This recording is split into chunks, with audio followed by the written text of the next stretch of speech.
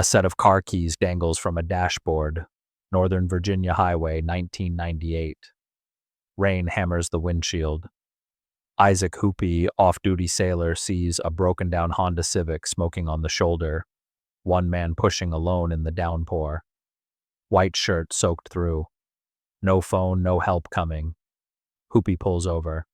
They push together for 20 minutes, rain soaking them both. The stranger offers nothing but a handshake and 5 words. "I won't forget this." Hoopii drives away. Never gets a name. 3 years pass. The encounter fades to nothing. Then September 11th, 2001.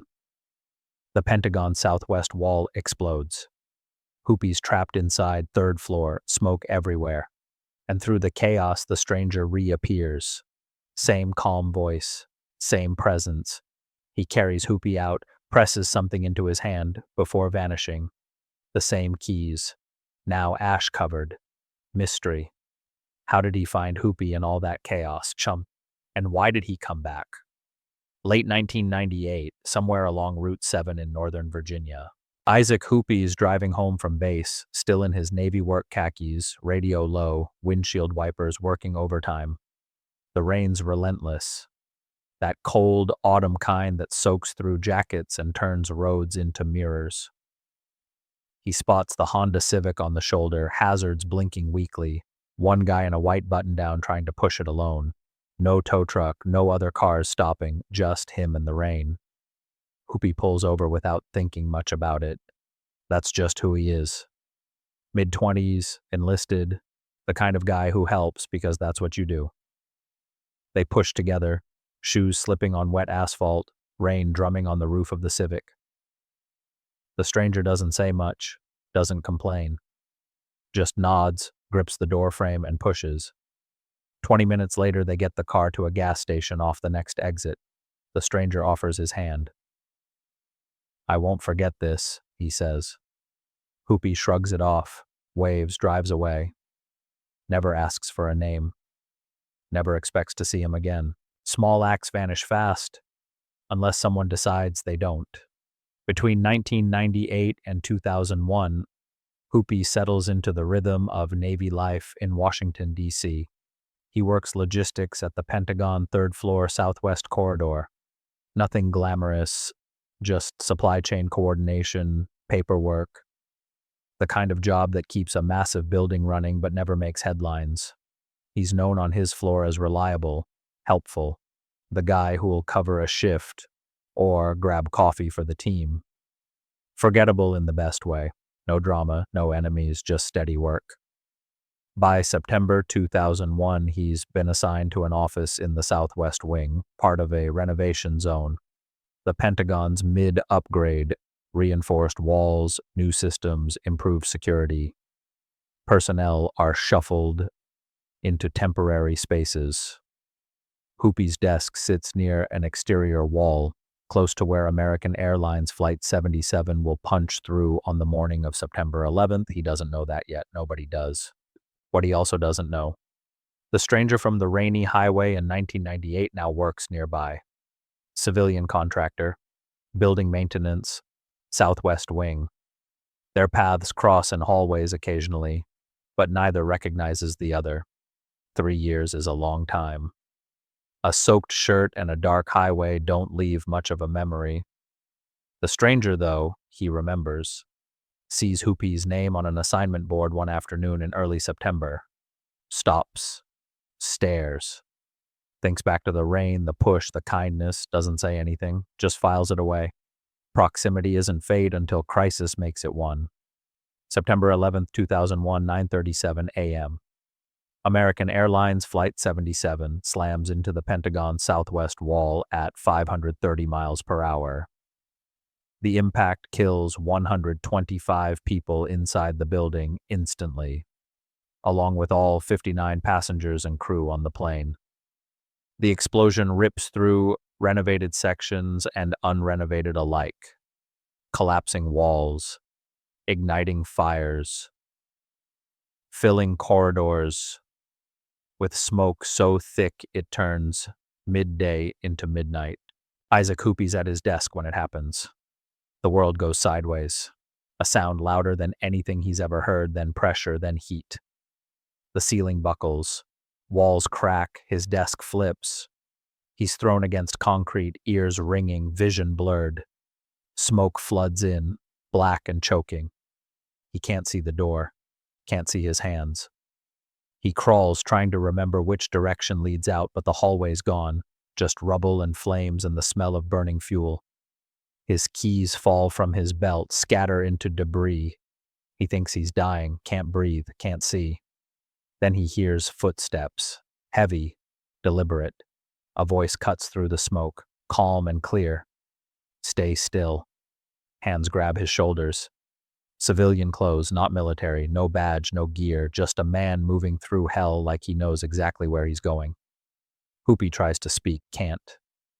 The stranger lifts him, all 200+ pounds, starts moving. Terror erases memory, except for one voice. The stranger carries Hoopii through smoke so thick it's like moving underwater. Hoopii can't see the man's face, Chuck ain't just an outline, broad shoulders, steady movement. The voice stays calm. You helped me once, the stranger says, breath steady despite the weight and the heat. Now I help you. Hoopii doesn't recognize him. Too much chaos, too much pain. His lungs burn, his vision swims. The stranger navigates through collapsed hallways, stepping over debris, avoiding flames.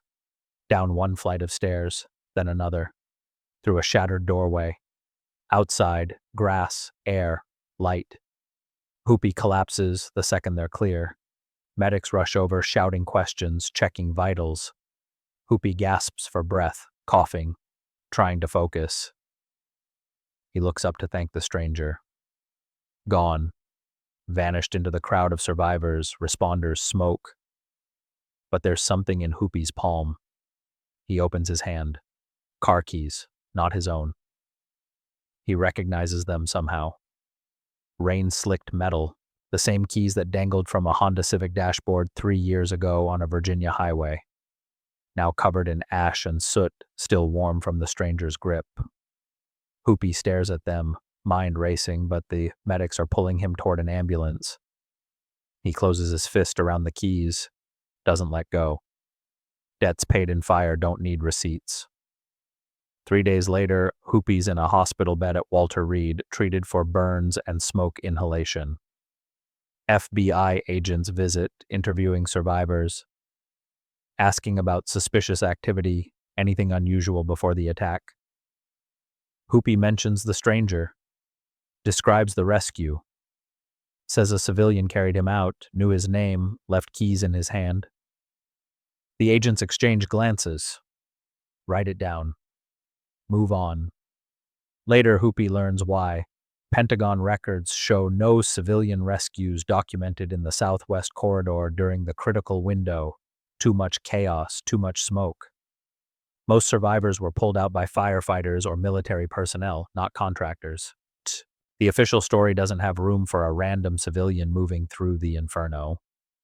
Hoopii becomes obsessed. Who was he? How did he know my name? He keeps the keys on his bedside table, studying them under the hospital lamp. No markings, no tags, just standard car keys, worn from use, ordinary.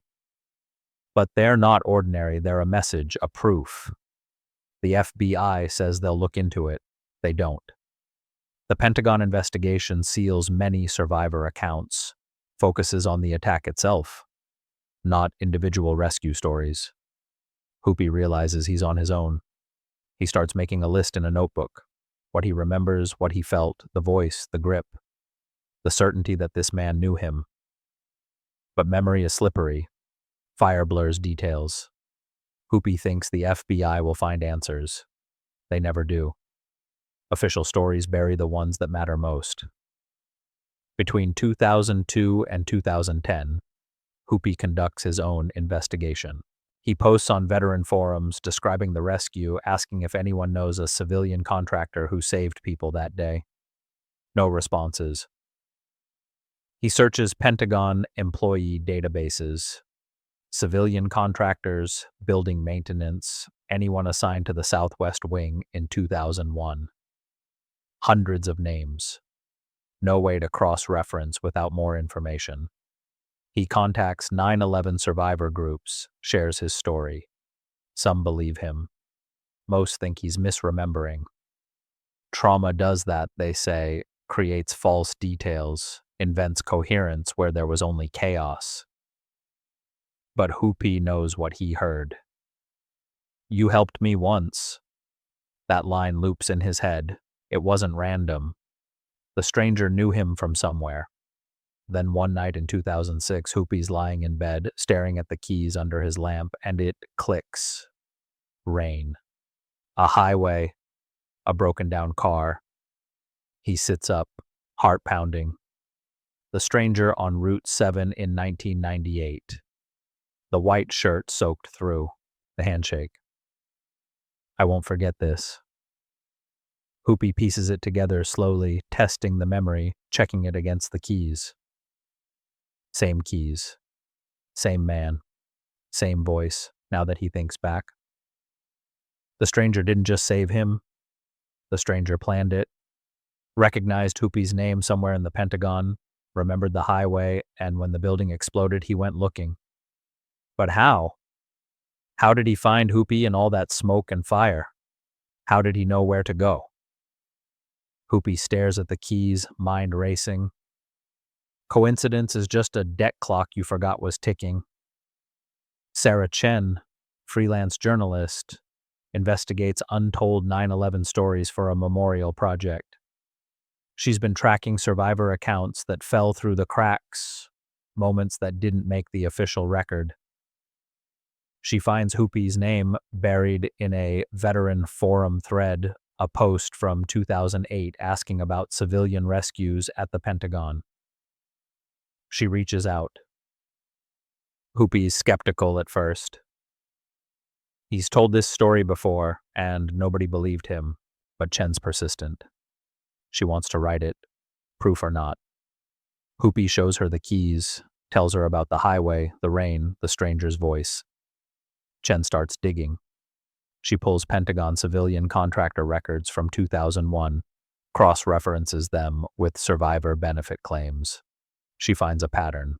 One contractor assigned to the Southwest Wing never claimed benefits after 9/11, never filed for compensation, never showed up in any official survivor database. Name: Alan Thorne. Last known location: Pentagon, September 11th, 2001. Last seen unconfirmed. Chen tracks down an employee photo from Thorne's contractor ID, shows it to Hoopii. His hands shake. It's him. The stranger from the highway, the man who carried him out. Older in the photo, but the same face. Same calm expression. Chen digs deeper. Thorne owned a Honda Civic in 1998, filed an insurance claim in late 98 for roadside assistance, noted vehicle disabled on Route 7, assisted by unknown passerby. The dates match Hoopii's memory perfectly. Thorne survived the Pentagon, walked out, then vanished. No forwarding address, no contact information, just gone. Some rescues only exist because someone kept looking. Chen and Hoopii trace Alan Thorne's life before 9/11. Contractor, maintenance, quiet, lived alone in Arlington, Virginia. No family listed on his employment records, but Chen finds a sister through property records. Eleanor Thorne, West Virginia. Thorne worked the Pentagon for 6 years before the attack. Reliable but unremarkable. Co-workers barely remembered him. Kept to himself, one said. Did his job, went home. But Thorne's employment file shows he was assigned to the Southwest Wing in September 2001, same floor as Hoopii. His job, inspecting HVAC systems, checking ventilation after renovations. He would have seen the assignment boards, the personnel rosters. He would have seen Hoopii's name. According to the timeline Chen reconstructs, Thorne clocked in at 7:30 a.m. on September 11th. He was in the building when Flight 77 hit. No record of him clocking out. No record of him being treated at any hospital. No death certificate. No survivor claim. He just disappeared. Chen shows Hoopii the photo again. Thorne's contractor ID keys visible on his belt clip. Same keys now sitting in Hoopii's apartment. Thorne's sister, Eleanor, confirms he's alive when Chen reaches her by phone in 2015. But he refuses interviews, refuses contact, lives off-grid somewhere, won't say where. He doesn't want to be found, Eleanor says, hasn't since that day. Chen asks why. Eleanor's quiet for a long time. Some people survive by staying invisible, she finally says. Hoopii writes a letter, sends it through Eleanor along with Thorne's keys. Weeks pass. No response. Then one night in late 2015, Hoopii's phone rings. Block number. He answers. You still remember the rain, Thorne says. Heroes who vanish do so because staying visible costs too much. The conversation lasts 17 minutes. Hoopii records none of it, commits it to memory instead. Thorne's voice is older, quieter, but unmistakable. You saved my life, Hoopii says. Thorne's silent for a beat. You saved mine first. I just paid it forward. Hoopii asks how he found him in the smoke. Thorne explains. He saw Hoopii's name on the personnel board the day before the attack, September 10th. Remembered it instantly. The highway, the rain, the push. When the plane hit, Thorne was 2 floors below. He made it to a stairwell, could have gone straight out. Instead, he went up. Knew where Hoopii's office was. Navigated by memory, by the layout he'd studied for years. The smoke was hell, Thorne admits. But he knew the building, knew which walls had been reinforced, which hallways might still be passable. Found Hoopii crawling near his desk, lifted him, carried him out, left before anyone could get his name. Why? Hoopii asks. Thorne's quiet again. I don't do well with crowds, he says finally, or questions or cameras. I just wanted to pay back what you did. After that, I needed to disappear. Hoopii asks about the keys. Thorne laughs, short and rough. Thought you'd remember them, he says. Thought maybe it'd help you understand. Understand what? That some debts don't expire, Thorne says. You helped a stranger on a rainy highway. 3 years later, that stranger pulled you out of hell. That's not luck. That's how the world's supposed to work. Hoopii's quiet. Then, can I meet you? Thorne hesitates. Give me time, he says. The line goes dead. Hoopii sits in his apartment, holding the phone, staring at the key still in his other hand. Memory is the only currency that survives fire. Thorne agrees to meet. Neutral location. A diner in College Park, Maryland, halfway between Hoopii's place and wherever Thorne's been hiding. Hoopii arrives early, sits in a booth by the window, coffee untouched. Thorne walks in at 2 p.m. exactly. Older now, grayer, thinner, moves carefully like someone who's spent years avoiding attention. They shake hands, sit, don't speak for a full minute. Then Thorne reaches into his jacket, pulls out a small Ziploc bag. Inside, a set of keys, Hoopii's keys, the ones that fell from his belt in the Pentagon rubble. Found these 3 weeks after, Thorne says. Went back with a recovery crew, volunteer shift, saw them in the debris, recognized your name on the tag. Hoopii takes the bag, turns it over. His old keys, scorched and twisted, barely recognizable. He pulls Thorne's keys from his own pocket, slides them across the table. They sit there between them. 2 sets of keys, 2 strangers, 2 moments that shouldn't have mattered but did. They talk for hours, about the rain, the smoke, the years in between. Thorne explains why he vanished, PTSD, severe and immediate. Couldn't handle the questions, the media, the weight of being called a hero. I'm not a hero, Thorne says. I just remembered. Hoopii asks if he regrets it. Thorne shakes his head. Only regret is not staying in touch after the highway. Maybe we could have been friends. Hoopii smiles. We are now. Thorn nods, almost smiles back. Some debts are meant to be silent, he says.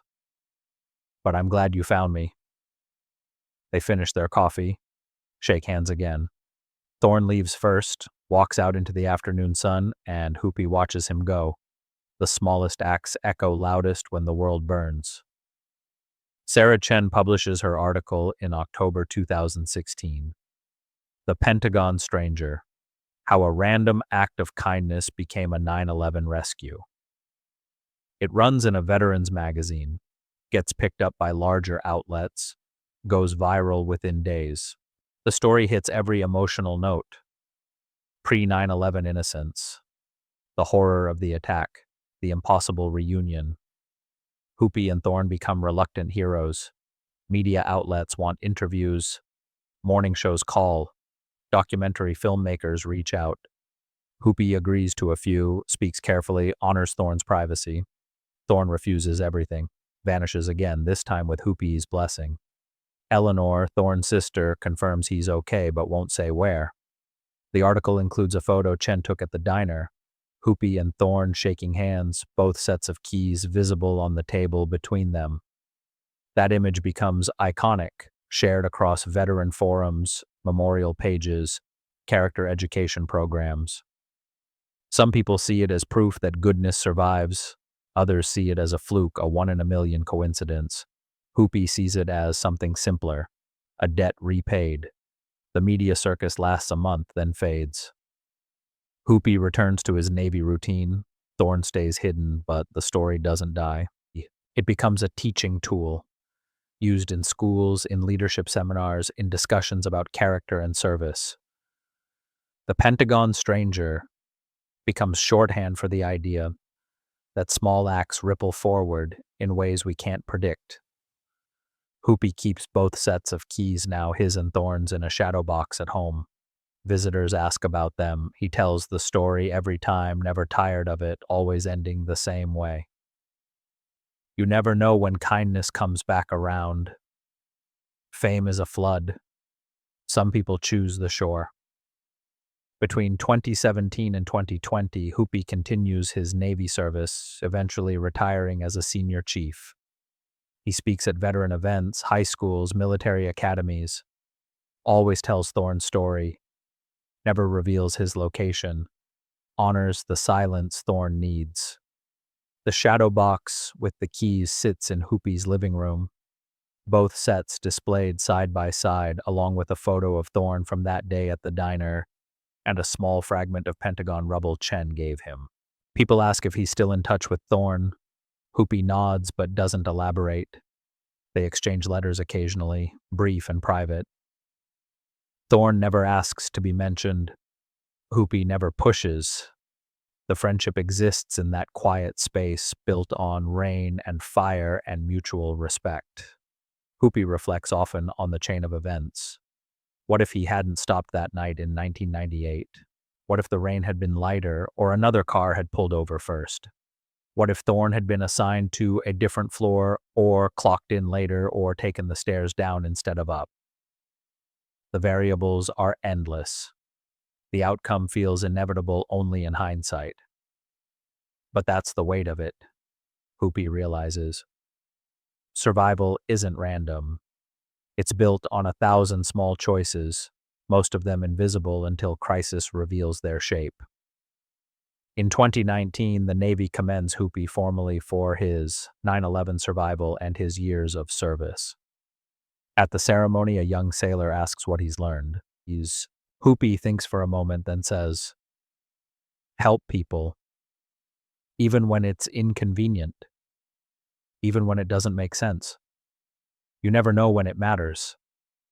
The sailor nods, doesn't fully understand. But Hoopii knows he will someday. Survival isn't luck.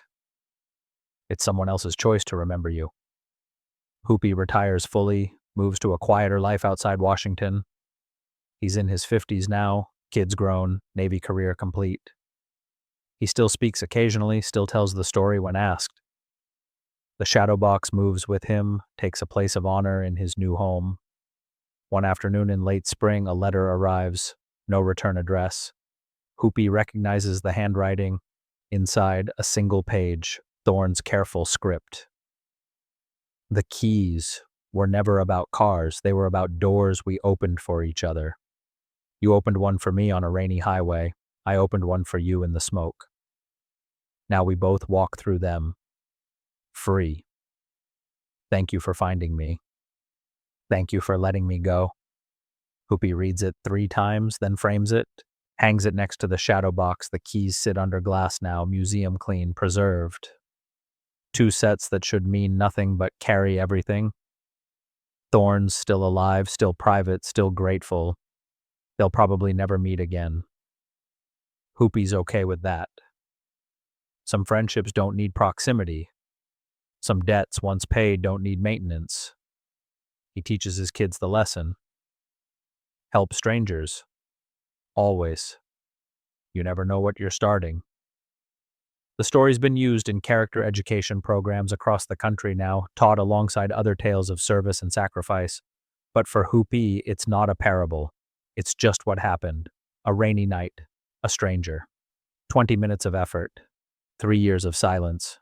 Then fire. Then rescue. Then keys pressed into a palm. The chain of small choices that kept him alive. He looks at the keys under glass, gleaming in the afternoon light, and thinks back to 1998, to rain hammering a windshield, to a soaked stranger pushing a broken car. Real rescue starts long before the fire.